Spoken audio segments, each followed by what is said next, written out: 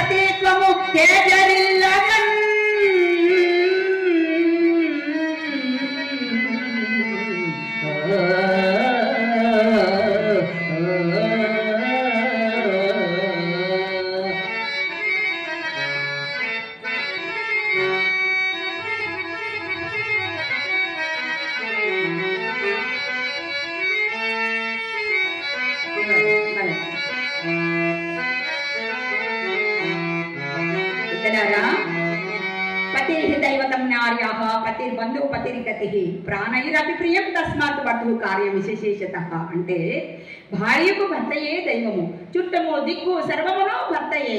భర్తను మించినటువంటి దైవం ఈ ప్రపంచంలో ఆడదానికి ఇంకెవరున్నారండి? కనుక పెద్దలారా, హరికథకు వచ్చి పరమ పవిత్రమైనటువంటి హరికథను వినకుండా మధ్యలో కనుక లేచి వెళ్ళిపోయారనుకోండి, 4 ఏళ్ళు దరిద్రం చుట్టుకుంటుందట అని నేను చెప్పటం లేదండి, పురాణాలు చెబుతూ ఉన్నాయి. హరికథకు వచ్చి వినకుండా వెళ్ళిపోయే వాళ్ళకే కాదండి, హరికథ వినకుండా పక్క వాళ్ళతో మాట్లాడతారు కదా, అలాంటి వారికి 6 ఏళ్ళు దరిద్రం చుట్టుకుంటున్నట్టు. హరికథకు ఎప్పుడైతే ఇలా భర్తను మించినటువంటి దైవము లేదనొచ్చు, భర్తయే ప్రత్యక్ష దైవం అనొచ్చు, భర్త యొక్క పాద సేవ చేస్తుందండి ఆ సత్యవాణిదేవి. ఏ విధంగా చేస్తుందయ్యా అంటే, నువ్వు పండించవా స్వామి నన్ను కరుణింపరావే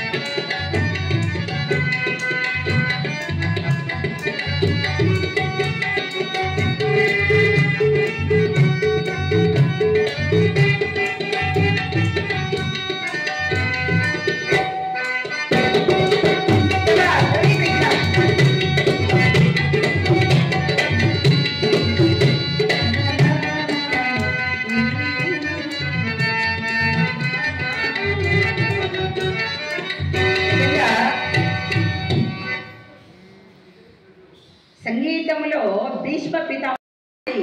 ఎందుకంటే సంగీతం ఎప్పుడైతే వినకుండా ఈ అడ్డమైన చెత్త చెదారాలు 3 ఏళ్ళు 4 ఏళ్ల పాటు టీవీలో సీరియల్స్ వస్తూ ఉన్నాయి కదా, ఈ సీరియల్ ఎంత భయంకరంగా వాటి ప్రభావం మనుషుల పైన ఉంటుందంటే, ఈరోజు ఎపిసోడ్లో లాస్ట్ ఎపిసోడ్ ఏం జరుగుతుంది, అలాగే మా కృష్ణ అన్నయ్య గారికి కూడా నా హరికథ తరపున నా హృదయపూర్వక నమస్సుమాంజలి. మీ అందరి యొక్క కరకాల ధ్వనుల ద్వారా ఈ కళా గోవింద గోవింద.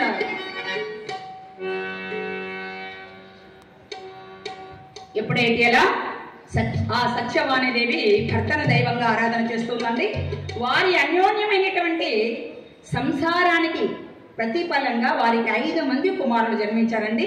రుక్మి, రుక్మబాహు, రుక్మకేశ, రుక్మరథ, రుక్మనేత్రులు అనేటువంటి వారు 5 మంది కుమారులు జన్మించారు. ఈ 5 మంది కొడుకుల్లో పెద్దవాడు రుక్మి దుష్టుడని దుర్యసం సంపాదించాడు. మంచి చెడ్డల అరయ్యలేనటువంటి ఒక మూర్ఖుడు. తల్లిదండ్రులను గౌరవించడు, పెద్దవాళ్ళని మరి పూజించడు, భగవంతుణ్ణి ఆరాధించడు. అలాంటి దుష్ట స్వభావం కలిగినటువంటి వాడు ఈ 5 మంది కొడుకుల్లో పెద్దవాడైనటువంటి వాడు రుక్మి. అయితే ఈ 5 కుమారుల తర్వాత కడగుట్టు సంతానమే మన కథానాయకి శ్రీ రుక్మిణి కన్యామణి. ఎప్పుడైతే ఆ రుక్మిణి కన్యామణి జన్మించిందో సాక్షాత్ లక్ష్మీదేవి వలె ప్రకాశిస్తూ ఉందట ఆ తల్లి. ఏమండి, చంద్రరేఖ ఉదయించినది మొదలు తనను కళను ఏ విధంగా అభివృద్ధి పరచుకున్నో ఆ యొక్క రుక్మిణీదేవి జన్మించినది మొదలు అదే విధంగా అభివృద్ధి చెందుతూ చక్కగా పేద సాధువుల ప్రేమతో ఆదరించేది, తల్లిదండ్రులను గౌరవించేది, పెద్దవాళ్ళను పూజించేది, భగవంతుని ఆరాధన చేసేది, పేద సాధులకు ఆప్యాయత అనురాగతలో సహాయం చేస్తూ ఉండేది, చిలకలకు పలుకులు నేర్పేది, హంసలకు మరి నడకలు నేర్పేది, నెమళ్ళకు నాట్యాన్ని నేర్పేది. చక్కగా పెరిగి పెద్దదవుతుంది ఆ రుక్మిణీ కన్య. ఎలా పెరిగి పెద్దదవుతుందయ్యా అంటే, లే జౌవనం కోపసందు, లే జౌవనం కోపసందు,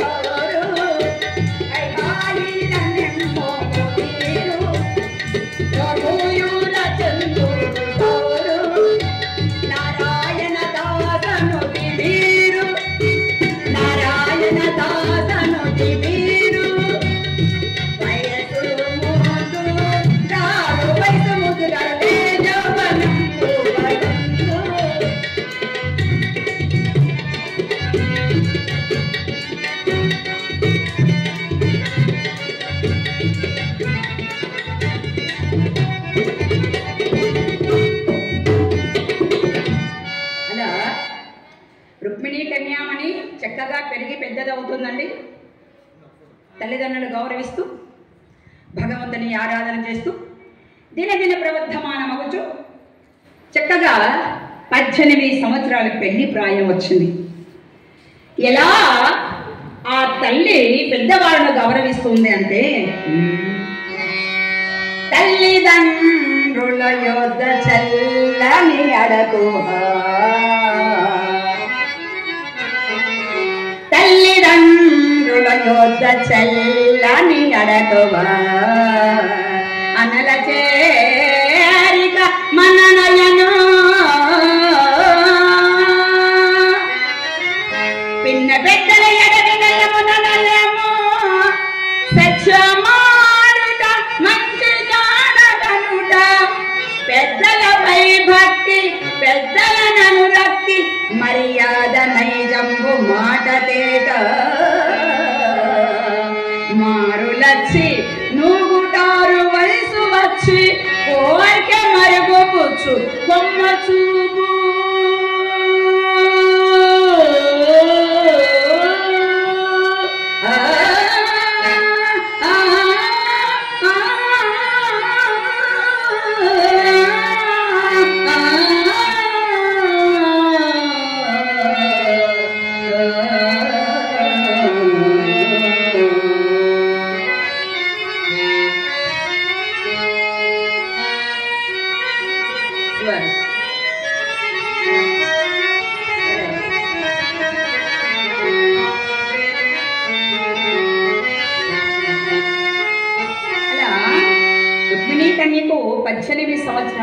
అభిప్రాయం వచ్చిందండి.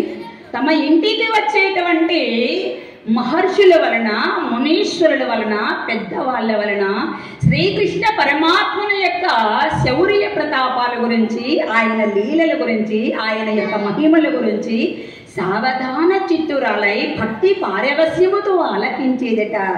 శ్రీకృష్ణ పరమాత్ముని యొక్క గుణగణాలు విన్నటువంటి ఆ తల్లి ఎలాగైనా సరే పరమాత్మనే కళ్యాణం చేసుకోవాలి, పరమాత్మని యొక్క పాద సేవలో నా జన్మ చరితార్థం చేసుకోవాలి, ఈ జీవాత్మను పరమాత్మని యొక్క పాద సన్నిధిలో అంకితం చేసుకోవాలి నా జన్మను అనేటువంటి ఆ తపనతో శ్రీకృష్ణ పరమాత్మని మనమున ధ్యానం చేస్తూ ఆ కృష్ణయ్య రాకకై ఎదురు చూస్తూ ఆ పరమాత్మని గురించి ఇలా ధ్యానం చేస్తుంది ఆ తల్లి. ఏ విధంగా మురళీ కృష్ణ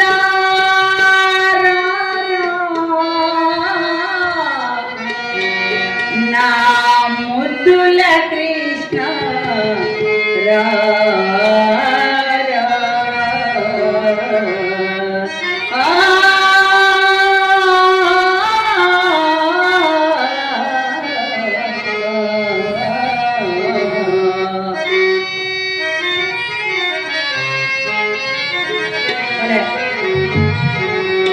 తలపై పించుము తలుపున మేరియా చిన్నరి నగు మోము కాంతులు చింద తలపై పించుము తలుపున మేరియా చిన్నరి నగు మోము కాంతులు చింద తలపై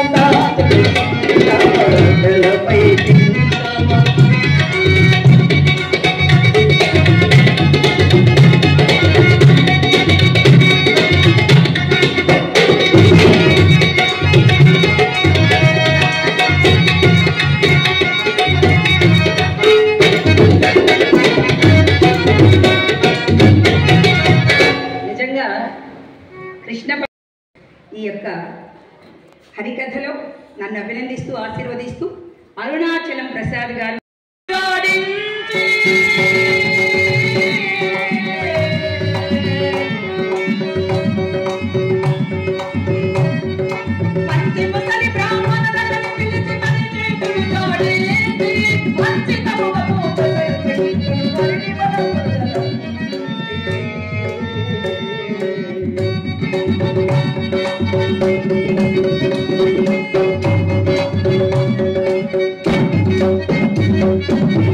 మంచి తండ్రి వంటి వాడము ఏమనందు విధికి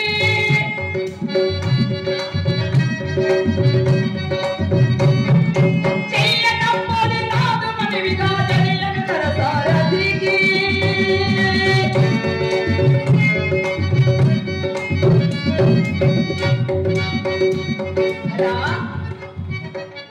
అగ్ని జ్యోతముడైనటువంటి విప్రోత్తముని పిలిపించి, బ్రాహ్మణోత్తమ విన్నావు కదా నా విషాద గాథ, నా మనసుకు వ్యతిరేకంగా నా తల్లిదండ్రులు నా అన్న మరి శిశుపాలకిచ్చి పెళ్లి చేయాలనుకుంటున్నాడు. మాంసపు సింహము పొందవలసినటువంటి మాంసపు ముక్కను నక్క ఆశించినట్లుగా శిశుపాలుడు నన్ను పెళ్లి చేసుకోవాలనుకుంటున్నాడు. మరి నేను కృష్ణ పరమాత్ముని యొక్క చరణదాసిని, పరమాత్ముని యొక్క పాదసేవలో నా జన్మ చరితార్థం చేసుకోవాలనుకుంటున్నాను. మీరు నా తరపున ద్వారకా నగరమునికి వెళ్ళి మురారి కడకు వెళ్ళి నా మనసులోని ఆవేదన అంతా కూడా కృష్ణ పరమాత్మునికి తెలియజేసి ఆ కృష్ణయ్యకు నాకు కళ్యాణం జరిపించే బాధ్యత మీదే బ్రాహ్మణోత్తమ అని ఆ తల్లి రుక్మిణీ కన్యామణి సవినయంగా సహృదయముతో బ్రాహ్మణోత్తముడి ప్రార్థన చేసిందండి. వెంటనే బ్రాహ్మణోత్తముడు సంతోషించి, అమ్మా రుక్మిణీ కన్యామణి సాక్షాత్తు లక్ష్మీదేవియే కదా, మీరు మిమ్మల్ని దర్శించుకోవడానికి ఏ వేదాంగాలు మూలాధారాలు ఆ వేదాలన్నీ చదివిన బ్రాహ్మణోత్తమనమ్మ, మీ ద్వారా మీ తరపున కృష్ణ పరమాత్మని యొక్క దర్శనం నాకు లభిస్తుందంటే ఈ జన్మకి ఇంకేం కావాలి తల్లి? అమ్మ రుక్మిణీ కన్యామణి, మీ మనసులోని మధురమైన భావనలు ఊహలు ఒక లేఖలో పొందుపరచండి, ఆ లేఖ నాకు అందివ్వండి, ఆ లేఖ నేను ద్వారకా నగరం వెళ్ళి కృష్ణ పరమాత్మనికి అందజేస్తాను అన్నాడు ఆ యొక్క బ్రాహ్మణోత్తముడు. వెంటనే ఆ తల్లి లేఖ రాస్తూ ఉందంటే కృష్ణ పరమాత్మనికి ప్రేమ లేఖలు కాదండి, ఎంత ధైర్యమో చూడండి. ఆ తల్లికి ఒక కులాన్ని ఎంచుకున్నది, తనకు తగిన భర్త ఒక క్షత్రియ కులములో పుట్టినటువంటి వాడిని ఎంచింది ఆ తల్లి. వివాహచ్చ సమయో రేప శోభతే అన్నారు కదా పెద్దవాళ్ళు. ఒక యుద్ధ విషయంలో కానీ ఒక వివాహ విషయంలో కానీ సమఉజ్జీలం ఉంటేనే అది రాణిస్తుందండి, లేకపోతే మూఢనాళ్ళ ముచ్చటగానే మిగిలిపోతుంది. ఆ తల్లి లేఖ రాస్తూ ఉందండి పరమాత్మనికి. ఏ విధంగా రాస్తుందయ్యా అంటే,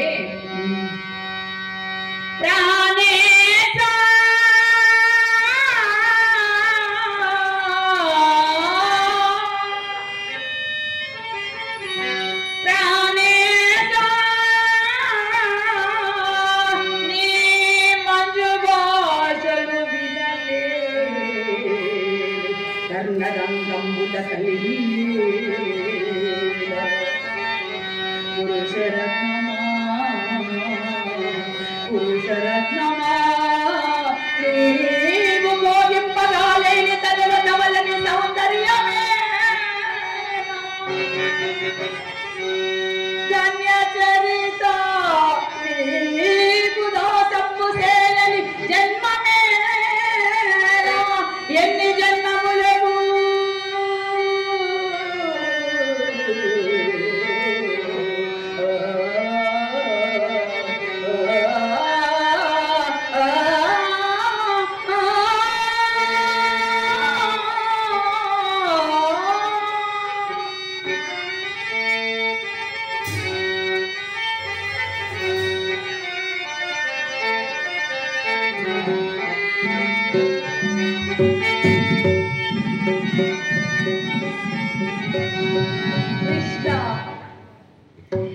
వనమాల పరిమళ నివాసన చూడని నా ముప్పు ఎందుకు ప్రభు నీలమేఘ శ్యామ, నీ దివ్య మంగళ విగ్రహాన్ని చూడని నా కళ్ళు ఎందుకు కల్పన?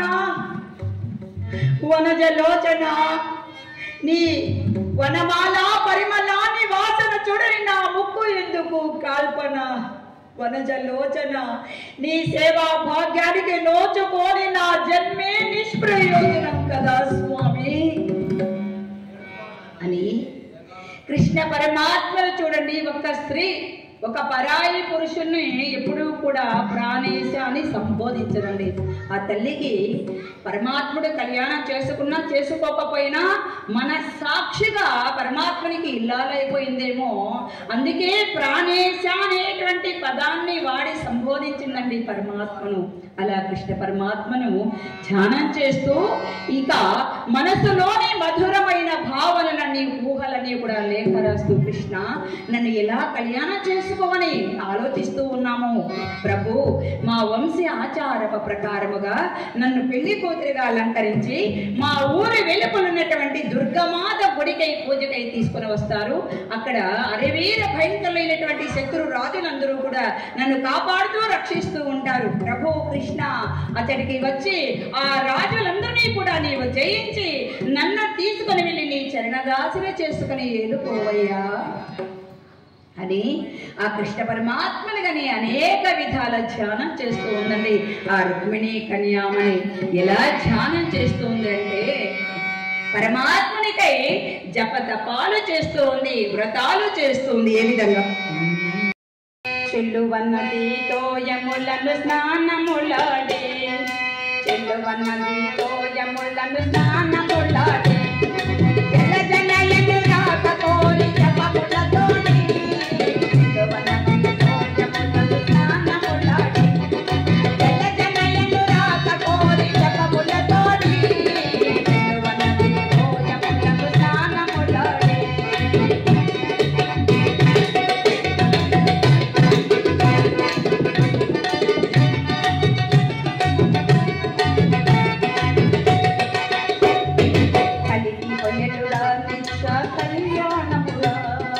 కలికి పొయ్యలురా నిక్ష కళ్యాణమురా, చెడువ జగన్మోహిని చెప్పజాలరా, చెడువ నది తోయములను స్నానములాడి.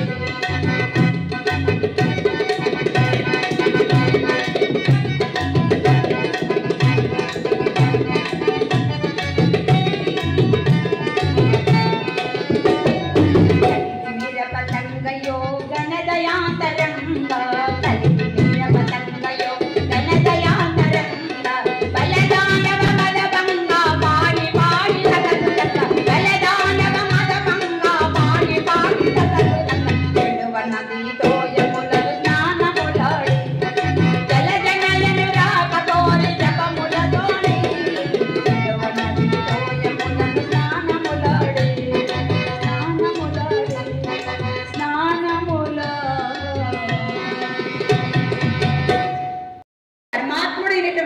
అగ్నిజ్యోతుడైనటువంటి విప్రోత్తముడు మనకి అందజేసిందండి.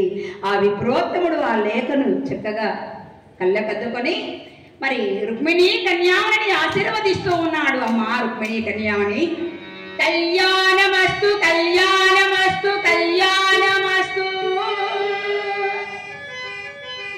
కళ్యాణమస్తు, తల్లి శీఘ్రమే కళ్యాణ ప్రాప్తిరస్తు అని ఆ లేఖను తీసుకొని ఆ రుక్మిణి కన్యామణిని ఆశీర్వదించి చక్కగా ఆ లేఖను చేతబట్టి కృష్ణ పరమాత్మనికై పరమాత్మని ధ్యానం చేస్తూ ద్వారకా నగరము చేరుకుంటున్నాడండి. ఆ ద్వారకా అంతా ఎలా ఉందండి, ఎచట చూసిన ఆలమందలతో, పశువుల వర్తకులతో, వెన్న పాలు అమ్ముకునేటువంటి వారితో, హరి సంకీర్తన చేసేటువంటి వారితో, హరిభజన చేసేటువంటి వారితో, ఒకవైపు చక్కగా కృష్ణ పరమాత్మని యొక్క నామ సంకీర్తనలు చేస్తూ ఉన్నారట భక్తులందరూ కూడా.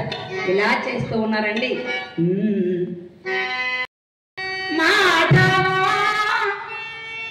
గోవింద గోపాల,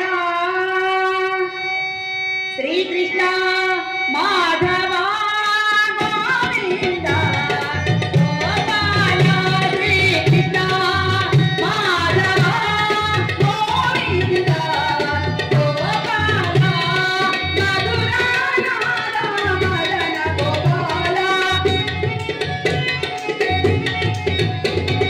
నంద ముకుంద రామ గోపాల,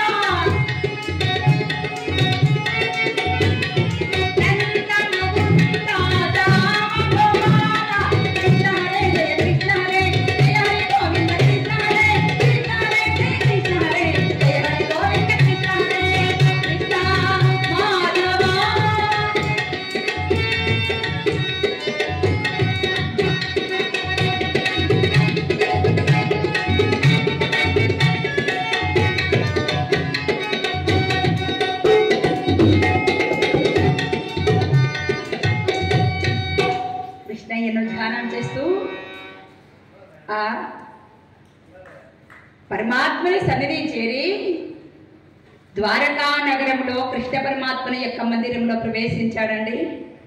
సగౌరవంగా సాదరంగా బ్రాహ్మణోత్తముని మరి తగు సింహాసనం మీద కూర్చోబెట్టి స్నానపాన భోజనములతో సన్మానించిన తర్వాత అగ్నిజ్యోతుడైనటువంటి ఆ బ్రాహ్మణోత్తముని యొక్క కాళ్ళు కడిగి ఆ పవిత్రమైనటువంటి జలాన్ని తన శిరస్సు మీద చల్లుకున్నాడట కృష్ణయ్య. ఎందుకంటే దైవాధీనం జగత్సర్వ మంత్రాధీనంతో దైవతం తన్మంత్రం బ్రాహ్మణాధీనం బ్రాహ్మణో మమ దేవత కదా. అందుచేత కృష్ణయ్య బ్రాహ్మణోత్తముని సదరంగా ఆహ్వానించాడండి, సత్కరించాడు. తర్వాత ప్రభు, నేను విదర్భ దేశ వాసుని, మీ సేవకుణ్ణి, మీ దాసుని కృష్ణ. మా దేశాన్ని వెళ్ళేటువంటి ప్రభు భీష్మక మహారాజు, ఆయన భార్య సత్యవాణిదేవి, వారి యొక్క గారాల పట్టి రుక్మిణీ కన్యామని. ఆమె ఊహ తెలిసినప్పటి నుంచి కూడా మనసారా మిమ్మల్ని వలపించి మీ భర్తగా పొందాలని కోరుకుంటుంది ప్రభు. కృష్ణ, ఇదిగోండి ఆ తల్లి పంపించినటువంటి లేఖలోని సారాంశం అంతా కూడా మీకు తెలియజేసింది ఆ తల్లి. ఈ లేఖను స్వీకరించండి కృష్ణ అనగానే కృష్ణ పరమాత్ముడు ఆ లేఖను అందుకున్నాడండి. తనివి తీరా మనసు ఆపుకోలేక ఆనంద పారవస్యముతో ఆ రుక్మిణి కన్యామని రాసినటువంటి ఆ విషయాలన్నీ కూడా తిన్నగా తెలుసుకుంటూ కృష్ణ పరమాత్ముడు చిరునవ్వులు చెందిస్తూ ఇంత భక్తి నా రుక్మిణి కన్యామని కని ఆ ఆనంద పారవస్యముతో ఉన్నాడట కృష్ణయ్య. ఎలా ధ్యానం చేస్తూ ఉందండి ఆ రుక్మిణి కన్యామని. మోహన కృష్ణ నిరూపమ మధుర కృపాధన నిరత ప్రణత శరణ లీలఘనాధన మోహన నిరూపమ మధుర కృపాధన నిరత లీలఘనాధన మోహన.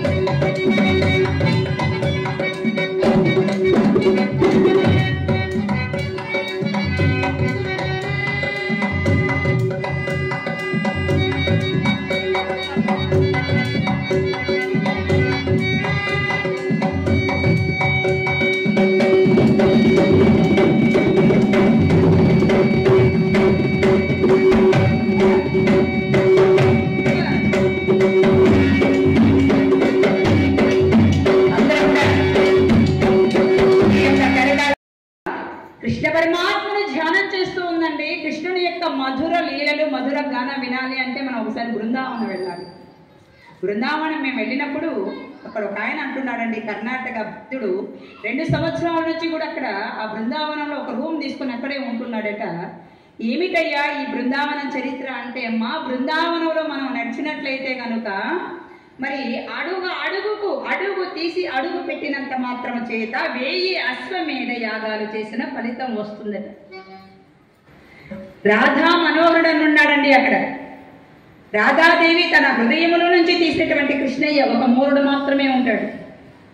అలాగే రాధా రమణుడు అంటే ఈ యొక్క 17 మంది కృష్ణ పరమాత్మని యొక్క భక్తులండి. ఆ గోవర్ధనగిరి ప్రదక్షిణ అంటే 24 కిలోమీటర్లు ఉంది. ప్రతిరోజు కూడా సాష్టాంగ దండ ప్రణామాలతో గిరి ప్రదక్షిణ చేసేవారట వాళ్ళు. ఒకసారి కృష్ణ నేను ఎలా ధ్యానం చేయాలి, మీరు సాలగ్రామ రూపంలో ఉన్నారు కదా, మీకు బట్టలు వేయాలి, మీకు పూలదండలు వేయాలి, మిమ్మల్ని అలంకరించాలి, నేను ఎలా చేయాలి కృష్ణ అంటే ఆ పరమాత్ముడు రాధా రమణుడిగా మారిపోయాడండి. ఆయన కూడా ఒక మూరుడు విగ్రహమే ఉంటుందండి. జన్మ చరితార్థం మళ్ళీ అవకాశం రాదు.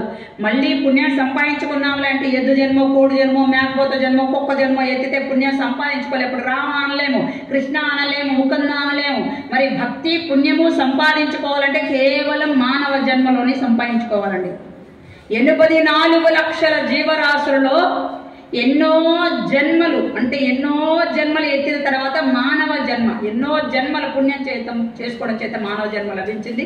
మళ్ళీ ఈ మానవ జన్మ వస్తుందనే గ్యారెంటీ లేదు.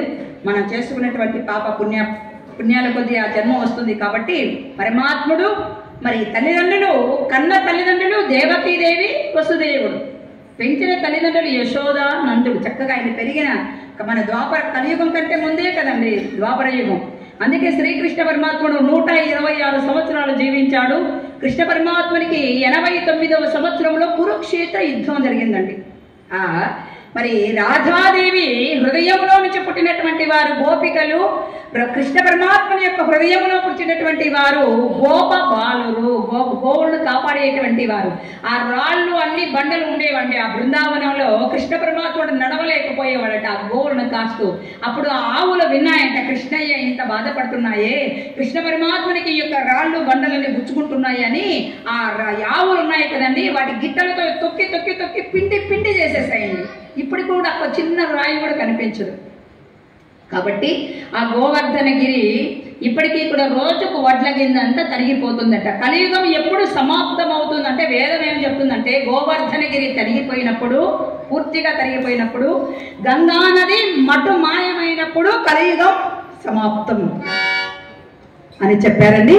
కనుక గంగా నది అనేది ఉండదట, గోవర్ధనగిరి మటు మాయమైపోతుందట. నెమలి ఆకారంలో ఉంటుందండి ఆ గోవర్ధనగిరి. అందుకే అంటారు పెద్దవాళ్ళు.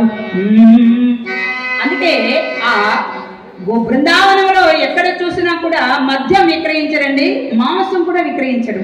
ఎవరన్నా తగిలిస్తే కూడా రాధే రాధే అంటారు. చక్కగా రాధాదేవి సాక్షాత్తు లక్ష్మీదేవి కదా, అందుకే అంటారు పెద్దవాళ్ళు. గోపాల రాధే రాధే వనమాలి వాసుదేవా మన్మోహన రాధా రమణ, వనమాలి వాసుదేవా మన్మోహన రాధా రమణ, గోవింద రాధే రాధే గోపాల రాధే రాధే, గోవింద రాధే రాధే గోపాల రాధే రాధే, వనమాలి వాసుదేవా మన్మోహన రాధా రమణ, వనమాలి వాసుదేవా మన్మోహన రాధా రమణ, గోవింద రాధే రాధే గోపాల రాధే రాధే.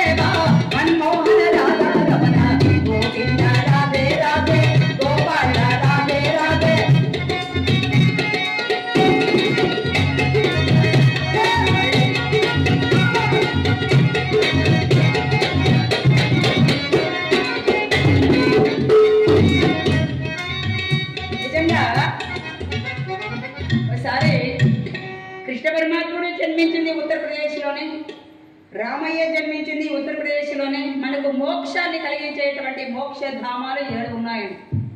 ఈ మోక్షధామాలు ఏమిటి అంటే 1 కంచి, 2 అయోధ్య, 3 కాశీ, 4 మధుర అంటే బృందావనం మధుర, 5 ద్వారక, 6 హరిద్వార్, 7 ఉజ్జయిని. ఈ 7 క్షేత్రాలు కనుక మనం దర్శించినట్లయితే ఇక మోక్షం ఉండదట. వీటినే మోక్షధామాలు అంటారండి. కాబట్టి సంపాదించి కొడుకులకు పెట్టి, ఒరే తీర్థయాత్రలు పోతానని 70 ఏళ్ళు వచ్చినాక ఒక 10,000 ఇరంటే ఒరే మోసలోడా కూర్చో, నోరు మూసుకొని, మోకాలు నొప్పులు అంటున్నావు, కళ్ళు కనుక్కోలేదంటున్నావు, ఇంట్లో ఫోటో పెట్టుకో, కృష్ణ రామ అనుకో అంటారండి. అంతేనా? 10,000 ఇవ్వబడుతుందని. అందుకే దీపం ఉండగా ఇల్లు దిద్దుకోలేవా? ఇప్పుడు నేనున్నాను కదా, హరికథ చెప్తా, నా ఖర్చులకు వస్తుంది, తీర్థయాత్రలు చేసేస్తా, నా బిడ్డలు అడగక్కర్లే. అంతే కదండి. అందుకే 5 అయిపోయినాయి, ఇంకా 2 ఉండేది. హరిద్వారం ఉంటుంది, ఉజ్జయిని ఉంటుంది. డిసెంబర్లో ద్వారకా కూడా వెళ్ళిపోతున్నాం. చెప్పా పెట్టుకోండి, వెళ్ళిపోవడమే. నేను పుట్టేటప్పుడు ఒంటరిగా పుట్టాను, వెళ్ళిపోయేటప్పుడు ఒకదాన్ని, ఎవరు రారు కదండి. కాబట్టి మనం చేసుకున్నటువంటి పుణ్యం మనతోనే వస్తుంది, మనం చేసుకున్న పాపం మనతోనే వస్తుంది, ఎవరు రారండి. కాబట్టి పెద్దలారా, ఇంకా ఆ రుక్మిణి కన్యామణి ఇంకా లేఖలో ఏ విధంగా రాసి ఉందయ్యా అంటే, ఆ బ్రాహ్మణోత్తముడు ద్వారకా నగరం చేరాడో లేదో అని చక్కగా రుక్మిణి కన్యామణిని అలంకరించారండి. పెళ్లి కూతురుని చేసి ఆ యొక్క చెలికత్తెల మధ్యలో భేరీ మృదంగ మంగళ వాయిద్యాల మారు మ్రోగుతూ ఉండగా, వివాహ ముహూర్తం సమీపిస్తూ ఉండగా ఊరి వెలుపలు ఉన్నటువంటి దుర్గా మాత గుడికి పూజకు తీసుకొని వస్తున్నారండి. రుక్మిణి కన్యామణి అనుకుంటుంది, కృష్ణ నిన్ను చూడకున్న నా కనుగవమోయదు,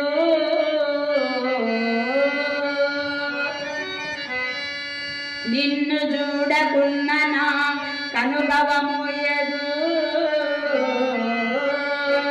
తెరవసార్థకముని దిక్కుదక పలుమరు నీ రూపు తలచి తలంచి నే తోలిత పెళ్ళడు పూల ప్రక్క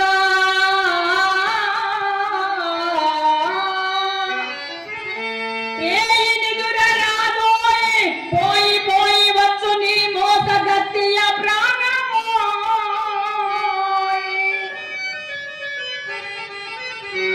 రాయబారము రాకున్న రాగమేవ తెలియదు, ఇంకెట్టు బ్రోచదో దేవదేవా. రాయబారము రాకున్న రాగమేవ తెలియదు, ఇంకెట్టు బ్రోచదో దేవదేవా.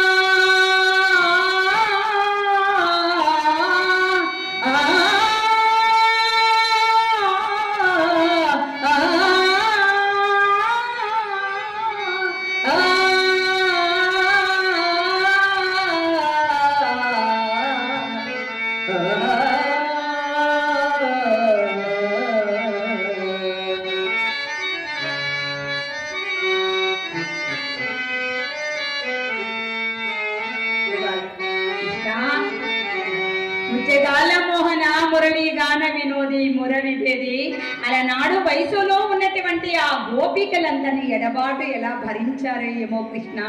పూల పాన్పుపై పవలించినప్పటికీ కూడా కంటికి నిద్రే రావడం లేదు. పొరలి పొరలి సాలిపోచున్నాను కృష్ణ, ఆ గోపికలందరినీ ఎడబాటు ఎలా భరించారయ్యా అని కృష్ణ పరమాత్మని ఇంకా ఈ విధంగా ధ్యానం చేస్తుంది ఆ తల్లి. నీ గుణగానమే నమో అమృత పానమో రాధేశాయే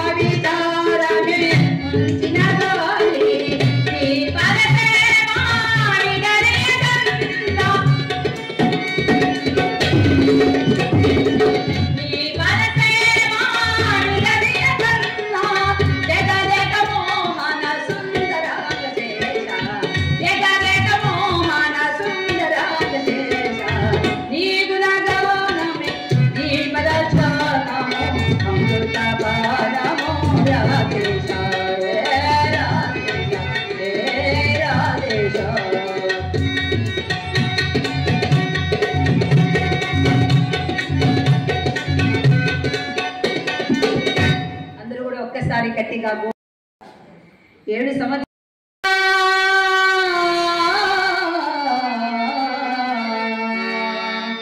అమ్మా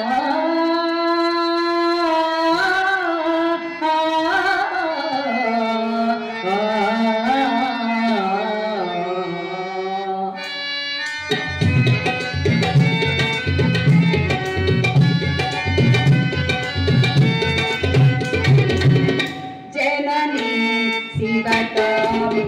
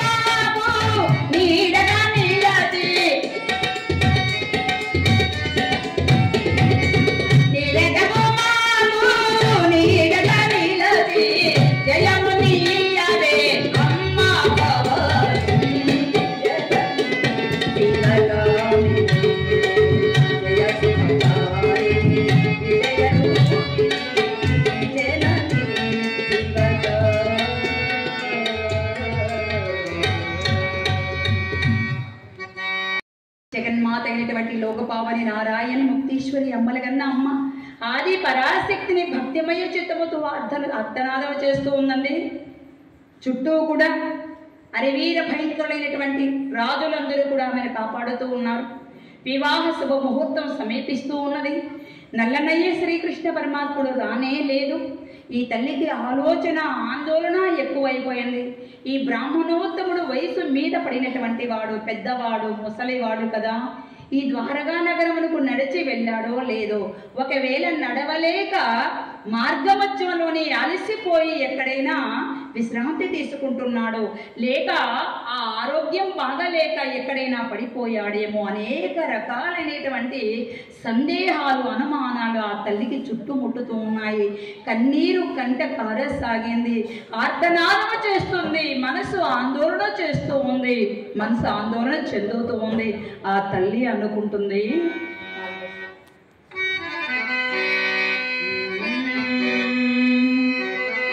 ఘనుడా భూసురుడేగెనో, ఘనుడా భూసురుడేగెనో,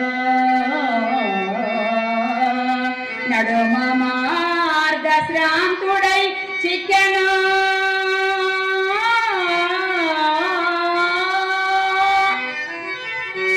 విని కృష్ణుండిని తప్పుగా తలచును, విచ్చేయును ఈశ్వరుండను కూలింప దలంపను దలపను,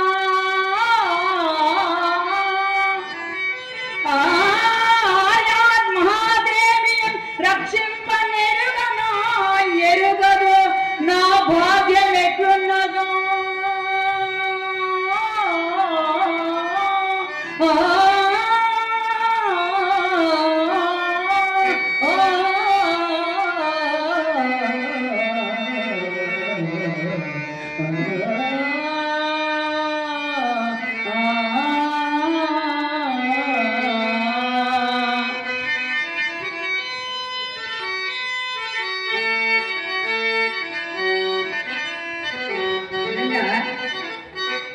పెద్ద ఆయన దయా సాగర రామ దశరథ నందన రామ దయా సాగర రామ దశరథ నందన రామ దయా సాగర రామ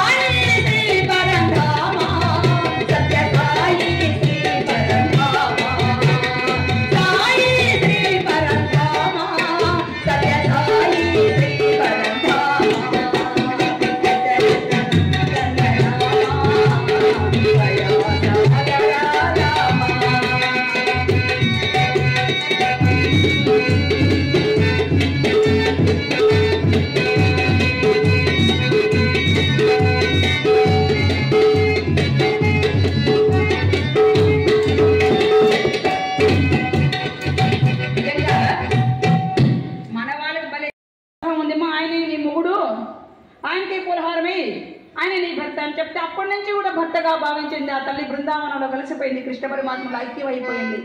కృష్ణ అంటే చాలా అండి అది ఆ మధురానుభూతిని అనుభవించాలి. అందుకే ఒకసారి వెళ్ళండి, బృందావనం వెళ్ళండి, మధుర వెళ్ళండి. దైవ భూమి కదా, దేవతలు నడయాడినటువంటి మహాపుణ్య భూమి. నిజంగా పాజిటివ్ ఎనర్జీ అండి. నేను వెళ్ళొచ్చాను ఎప్పుడు శ్రావణ మాసంలో ఫస్ట్ వారంలోనే నేను వెళ్ళొచ్చాను. ఎందుకంటే నేను వెళ్ళాను కాబట్టి అంటే మన బ్రెయిన్లో ఏముండదండి, ఈ సంసారాలు, ఈ బంధువు ఎవడికి కావాలి, ఏదో నా కర్తవ్యం, పెళ్లి చేసుకున్న ప్రాణాన్ని పోషించాలి, బిడ్డలు కన్నానే బిడ్డలకు పోషించాలి, అంతే, అంతవరకే. మిగతా మన ఖాతాలోకి మనం సంపాదించుకోవాలి కదా. చాలా పాజిటివ్ ఎనర్జీ అండి నేను నిజంగా. ఎందుకంటే హరిదాసులు ఇలా చెప్తూ ఉంటారేమో అనుకోవద్దండి. నేను యాక్చువల్గా మా ఇంట్లో హరికథలు చెప్పేవాళ్ళు, బుర్రకథలు చెప్పేవాళ్ళు, సంగీతము కుయ్యి అని కూడా అనేవాళ్ళు లేరండి మా ఇంట్లో. చక్కగా మా నాన్నగారి పేరు సుబ్బారెడ్డి గారు, నా భర్త పేరు శ్రీనివాసరెడ్డి గారు. కాకపోతే ఆ భగవంతుని అనుగ్రహం వల్ల ఏదో కొంచెం నేర్చుకొని, నాకు ఇష్టం అండి, నాకు ప్రాణం సంగీతం అంటే ఇక చాలా ఇష్టం. కాకపోతే కొన్ని సంవత్సరాలు మానేసా నేను కూడా. మా శ్రీనివాసరెడ్డి గారి పెళ్ళంతో హరికథలు చెప్పిస్తున్నాడంట, వారికి సిగ్గు మానం ఉందా అని నేను హరికథ పోతే నాకు గజ్జలు చింపేసి, చిరకలు చింపేసి, బుక్కులు చింపేసి అన్నీ పడేసినాడండి. ఓ 10 ఏళ్ళు పక్కరంగా పట్టుబట్టి ఉన్నా. ఓసారి మా ఆయన తెలియదు కదా అని చెప్పి కర్ణాటక ఒప్పుకున్నా అండి, 25 ఏళ్ళు హరికథ. ఏం చెప్పంటే చిన్న అబద్ధం చెప్పాను, మా ఆయనకి ఎట్లా తెలుస్తుంది అని చెప్పి గజ్జల చిడతలు వేరే వాళ్ళు ఇప్పించుకొని ఈరోజు నేను మా ఇంటికి వెళ్తున్నా అండి. చిన్నమండే మండలం దిగోగొట్టువీడి గ్రామం ఉండవారిపల్లి అండి మా పుట్టిల్లు. నేను పల్లెకి వెళ్తున్నానండి అని మా ఆయన చెప్పాను. ఏమే సాయంకాలంకి వచ్చేస్తావా అన్నాడు. వచ్చేస్తాలే అన్నాను నా మొగుడికి. గజ్జలు చిడతలు చేసుకుని ఏడున్నానే చింతామణికి హరికథ వెళ్ళిపోయినా కర్ణాటక. వెళ్ళిపోతే 9 గంటలైంది, ఇంకా నేను ఇంటికి రాలే. మా ఆయన ఫోన్ చేశాడు, ఏమే ఏడున్నావు అన్నాడు. పల్లికాడు ఉన్నానండి మా అమ్మ దగ్గర అన్నాడు. 10 నిమిషాల తర్వాత మా అమ్మకు ఫోన్ చేశాడు మా ఆయన. ఎంత తెలివో చూడండి. అత్త ప్రమీల వచ్చిందా అన్నాడు. నా పేరు ప్రమీల అండి. ప్రమీల వచ్చిందా అన్నాడు. రాలేదు కదా నైనా అంది మా అమ్మ. ఇంకా నా కొంప చూడండి కొల్లే. సరే ఇంకా 1 అర్ధగంట తర్వాత 9:30 ఫోన్ చేశాడు. ఏమే ఏడున్నావు అన్నాడు. వరి మా ఆయనకి ఏదో అనుమానం వచ్చినట్టుంది కదా అని రాయచోట్లో నా తమ్ముడు ఉన్నాడండి సుధాకర్ రెడ్డి అని, వాని ఇంటి దగ్గర సుధాకర్ దగ్గర ఉన్న రాయచోట్లో అన్న. నా తమ్ముడికి 10 గంటలకు ఫోన్ చేశాడు. ఏరా మీ అక్క వచ్చిందా సుధాకరా అన్నాడు మా తమ్ముడిని. రాలే మామా అన్నాడు వాడు.